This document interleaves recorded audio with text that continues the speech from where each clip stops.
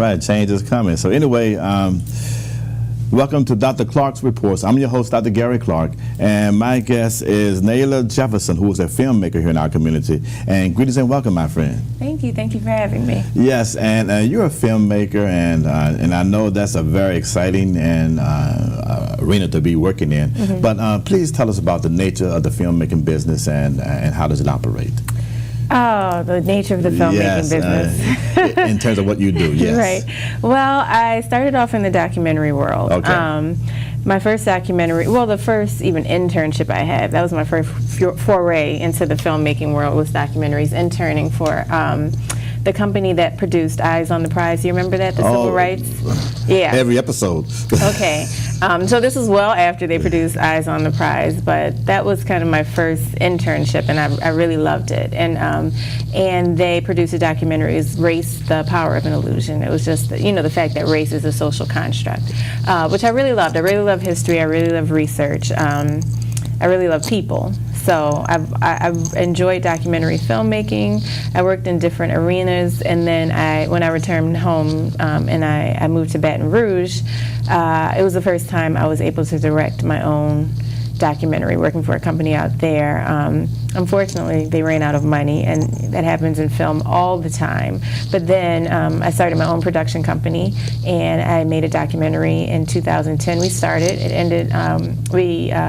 We released it in 2014. It was called Vanishing Pearls: The Oystermen of Pointe-a-la-Hache, and it was about the black fishing community in Pointe-a-la-Hache, Louisiana, and how they were affected by the 2010 BP oil spill. Oh, and that's a beautiful part of the state as well. Oh my gosh! Oh, I think, yes. Yeah, the sun shines brighter down there. Really, it's beautiful. It really is. And I didn't know about that part of the state. I didn't really know about the history, but when I went down there, it's so captivating. Just at first glance, I thought this would be a story people want to hear and see. Now, you and I have had conversations in the past about the nature of a documentary. Mm-hmm. And what classifies it as a documentary?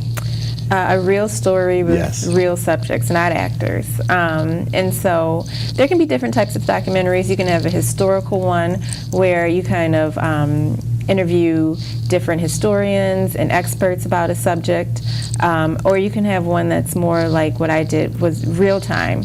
We are in a real time situation following the lives of these people. They call that cinema verite, when you follow someone through their life.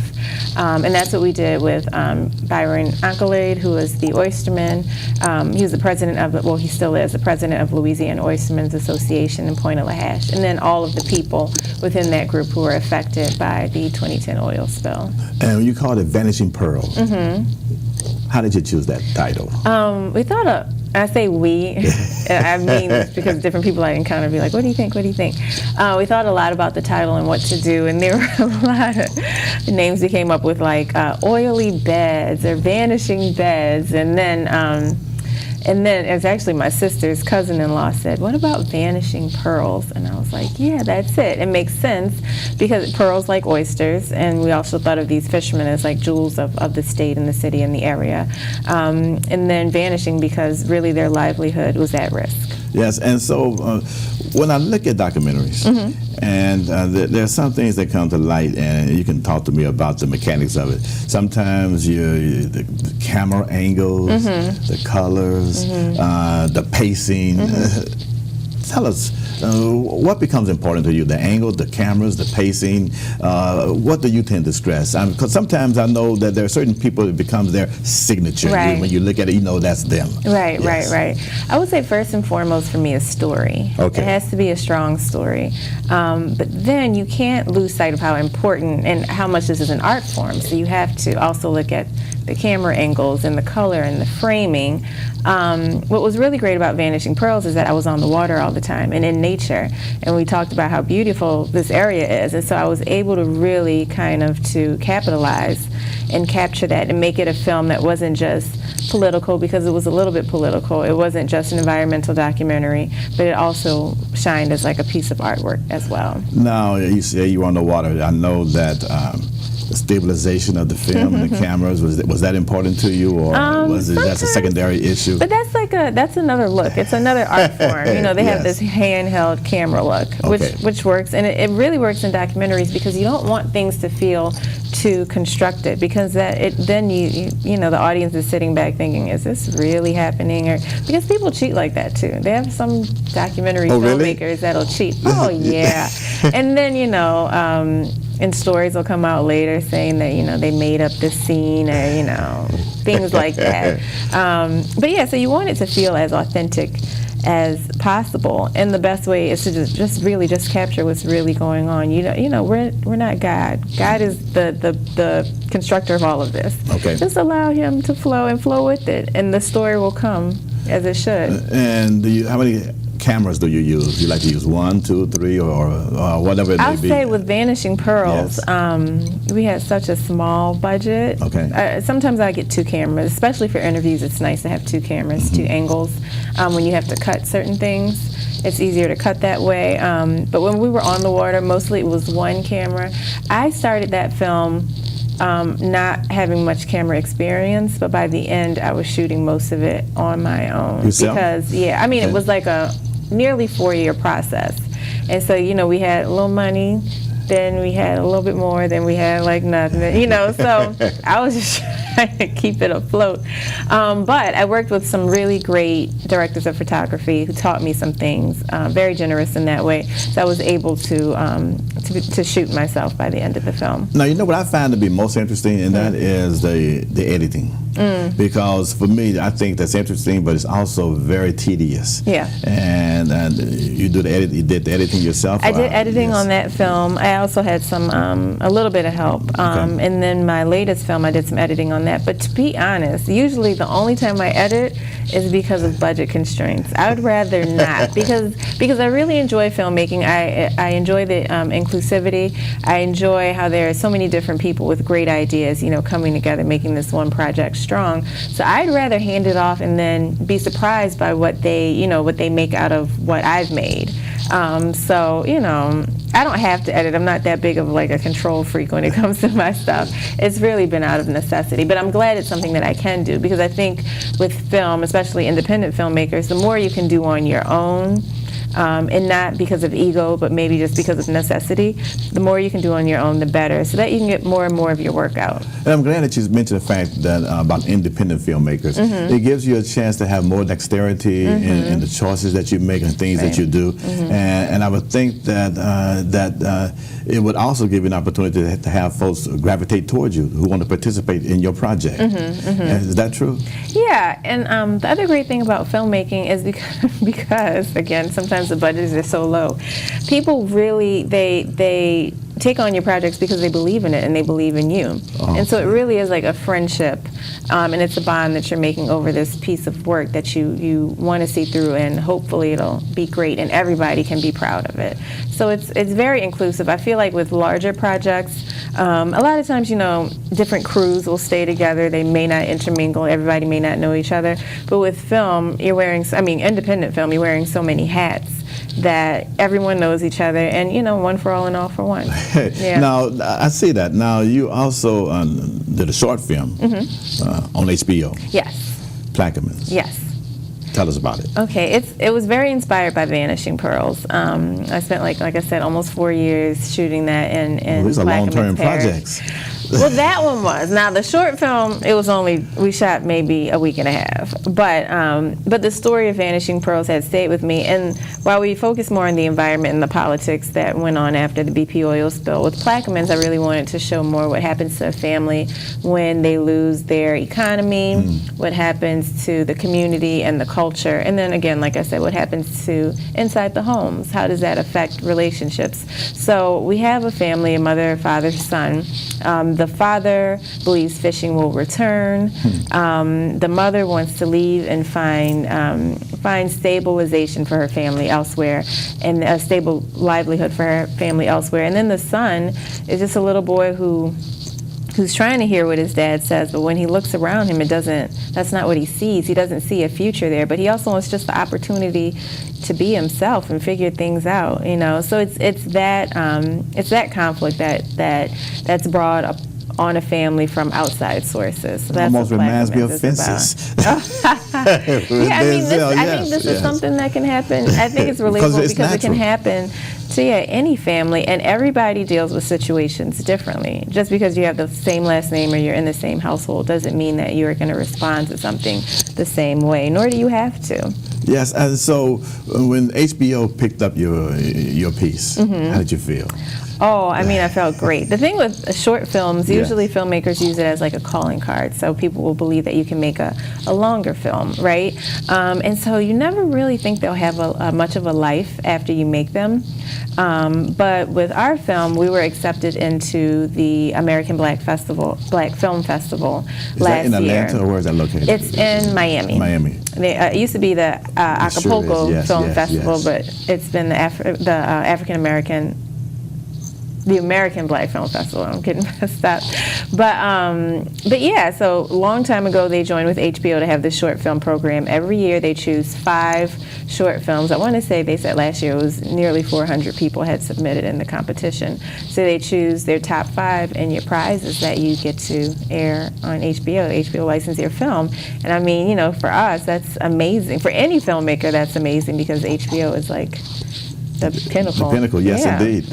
So these film festivals, you recommend them? They're good? Yes.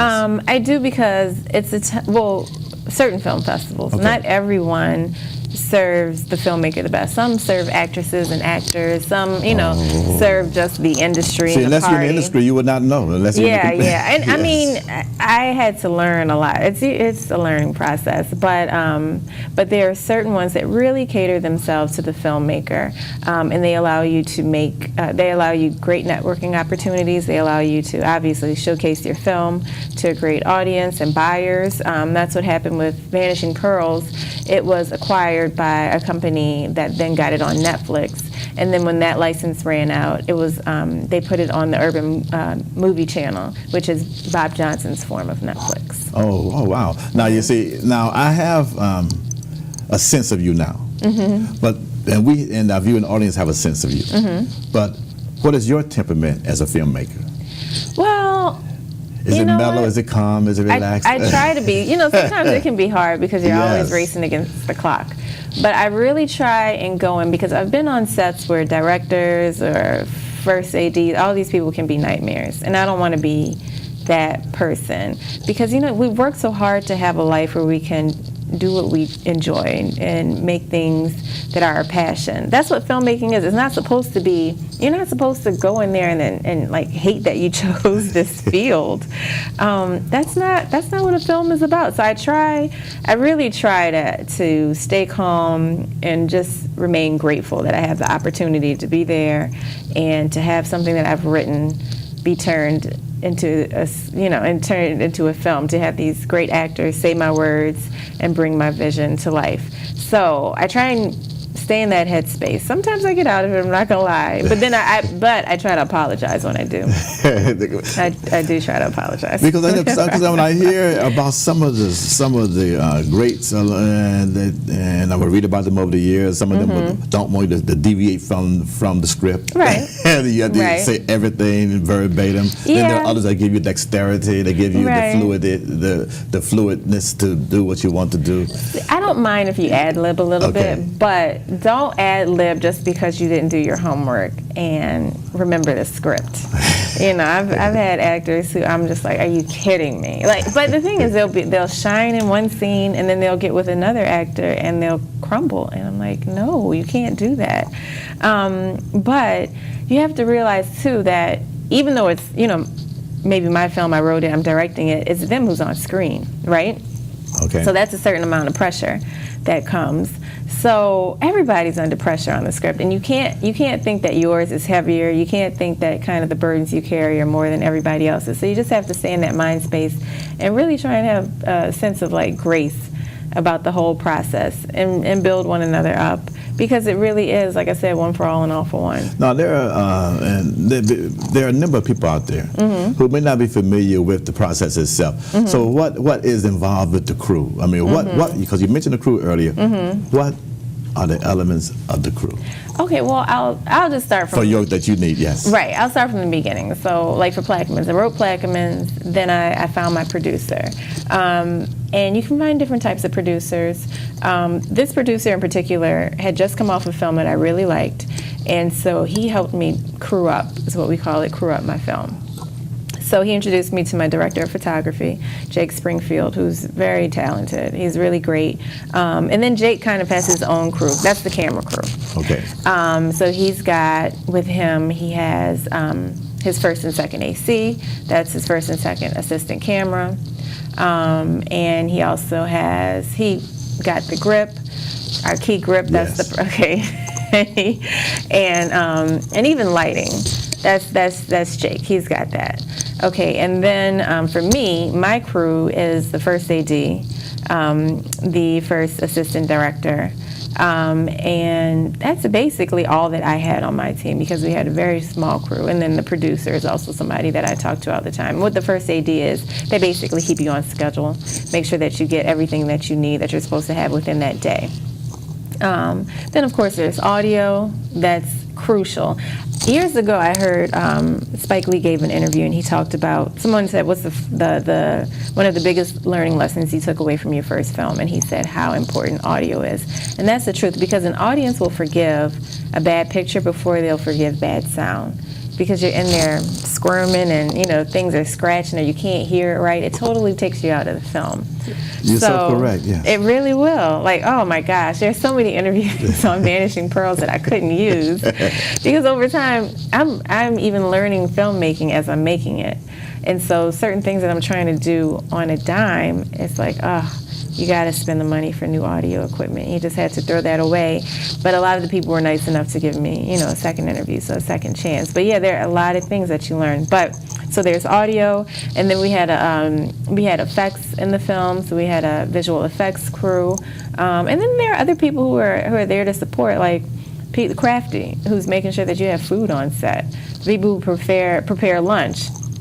There's also the wonderful guys, and I hate to say guys because it's women as well, who drive trucks, the grip trucks Yes. that, you know, that house everything that you need. There's also transportation, people who are getting you from here to there, and you need all of these people. They may not, you know, when people look at a film, they may think the director and the actors are the most important, but all of these people make it come together. And then in post-production, that's when you have editing, that's when you really have music, and they help you do clearance and compose and feel the scene. You also have, that's more audio, you have sound effects, which is really fun. I really love that because, I mean, and I realize it more now as I'm making films, but you don't even realize, I think, as an audience member, how important sound effects are and how they can change a mood or a feeling or tone of a film. So all of that is really interesting. Well, I see how that could be extremely costly if not careful. Right, it can be really Yes. costly. And again, I would like to remind my audience that I'm Gary Clark. I'm speaking with my friend Nailah Jefferson, who is a filmmaker here in our community. Mm-hmm. And will you please tell our viewing audience the Nailah Jefferson story? The Nailah Jefferson I know your name is Swahili. Oh, yeah. It has Yes. a great meaning, and one that I hope I'm living up to. One who succeeds. Oh, yes. And then a non-fourth born. I'm the fourth born of 5 girls to parents William and Andrea Jefferson, and grew up uptown. All of my sisters, I didn't realize this until you get older and you're like, oh, that's why that is. They all, I think I learned differently than all of them, right? They were a bit more studious than I was. And I think it's because I was never a really good standardized test taker. I used to get so nervous.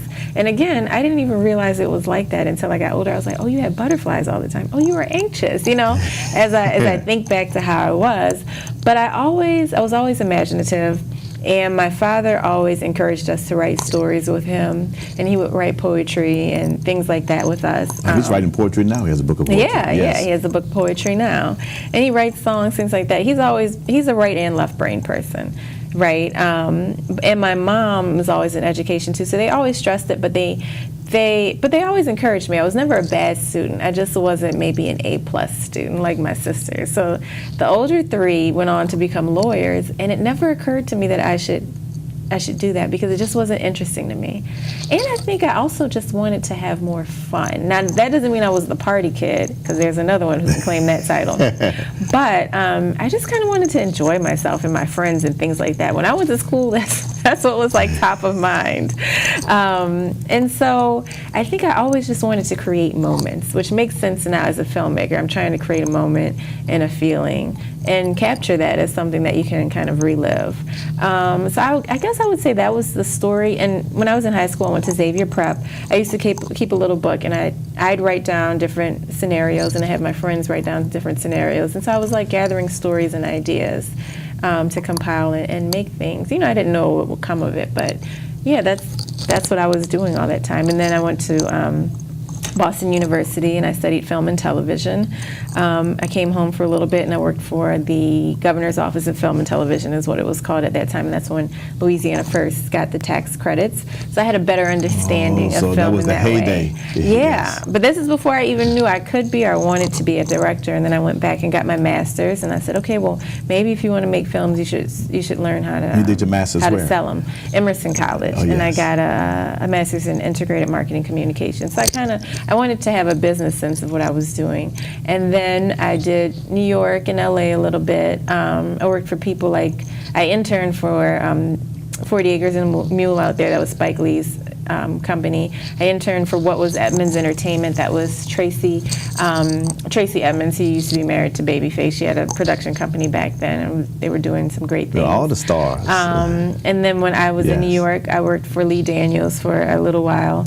And then I came home, and that was the first and time. now Lee Daniels is. Oh yeah. It was big then, but that it's was- huge now. Yeah, that yes. was before Precious. Yes. We were developing Precious, so that was interesting. And what I learned with his company, because you know he's huge now, and he was even big then, but he was more of an independent filmmaker. And from him, I learned there was no right way to do it. He would get calls from India and wherever else, people wanting to finance the film, and they don't really teach you that in school. At least they didn't teach me that in school, that there is no one way to make this work. You don't have to do the Hollywood system. You can get money from anywhere, and you can just make your story go. So I learned that from Lee Daniels, and then I came home, and then I was in Baton Rouge working on some things. That was the first time I got to really step up and be a producer, director, really write things. And then the 2010 BP oil spill happened, and I said, well, maybe this is the time, and I made Vanishing Pearls. So that's see. Now, that's a rich and beautiful story. Now, you know, who were the individuals that influenced you along the way, professionally and personally? Professionally, I would say as a kid, I really grew up on a lot of like Steven Spielberg movies.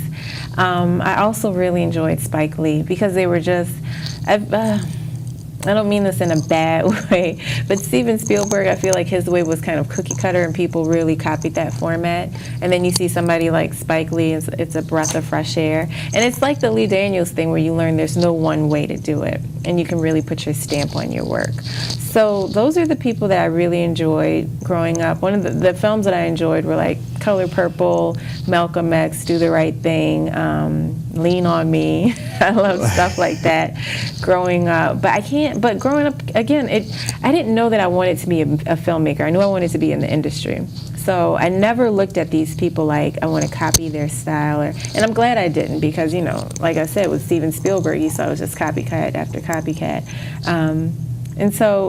But those are the filmmakers that I enjoyed back in the day. And then as I've gotten older, I'd say now, when I look at like a Ryan Murphy, I like his career because he does TV and film. I love like a Shonda Rhimes. They have a series now where you can watch master classes on people. And I mean, she's not only a great television showrunner, she is really a great teacher too. Learning things from her has been, just through this master class, I don't know her personally, has been really interesting. So I would say people like that. I see, and this is where we are. And when you look at all of these influences, and I look now at the nature of, because you talked about the urban community, the differences and difficulties, if any, that you've been confronted with as a African American female filmmaker. There's a certain uniqueness to that, you know that. Yeah, don't you? but A you know special what? uniqueness, yes. When I was working on Vanishing Pearls, I was in such like a bubble of my own. I never thought about it because I think growing up in New Orleans too, because I mean it's a black city, so we're not rare. So I always grew up as I was a black girl, but I never felt that was something different. Because again, like I said, it's the black city. I grew up with black doctors and black lawyers, black professionals all around. Black professionals all around. But then people who weren't black professionals. But there was a whole span of blackness, And I think within the world, people see blackness as one way. But in our little bubble of New Orleans, I mean, we can be anything. So I just always lived my life like that. And it's not until I went to Slam Dance Film Festival. That's where Vanishing Pearls premiered, and it was a white woman. And what city was that? Excuse me. That's in Utah. It happens the same time as Sundance Film Festival, but it was a white woman who had a film in the festival too, and she was like, "Yeah, female filmmakers," and I was just like, "Yeah, I am," but I never. You didn't appreciate the value of it. You did not think about it so much, yes. But going in, I was so naive about so many things within the film industry. But now being in it more and more, I do see, how rare it is. I'm not one of those people who sat back and said, "Oh, I can't do that because I'm a woman." And I'm not saying that's a bad thing, but a lot of people are intimidated in that way. I never thought about it. Or I can't do that because I'm black. I never thought about it. Because I never saw it as a hindrance. You just do what you do. You follow the natural process. Yeah, but I mean, I will say more, now that I'm in the industry more, I do see the barriers, I do see the boundaries, I do see the obstacles, I see the pushback. And so it's interesting because more and more I'm just like, ugh. Whereas before it was kind of ignorant bliss. But it's tough anyway, and then you just assume that it's just tough because, yes. It's tough anyway, but now there are things like, I would say, even raising money for your film. I would approach different foundations in the city. They'll remain nameless, but like one, for instance, this is when I was raising money for Vanishing Pearls, and it obviously has some value because we're telling a history that hadn't been told before. I want to say the history of Plaquemines had been written in a book, and it didn't mention not one black person. And Reverend Tyrone Edwards, who's an activist down there, told me this story. You know Reverend Edwards? Yes. Yeah. He told me that story, and he said he asked the author, "Why didn't you mention any black people?" And the author said, "Well, if you wanna tell your story, tell it yourselves." So I'm raising money for Vanishing Pearls, and someone asked me, what's the historical value? And I said, well, this is it. Even if it doesn't make a big name for itself, at least these people will have something that they can value. And they said, okay, well, we'll see. And then the woman goes on to tell me a story about how she had granted money to a friend of hers who wanted to make sheepskin sweaters. We have to be running out of time. Just that quickly. Well, I want to thank you for joining me. And we're going to catch up with that story later. Can we do that? Yeah, sure. And again, I want to thank my viewing audience for tuning in. And as always, it's been a pleasure.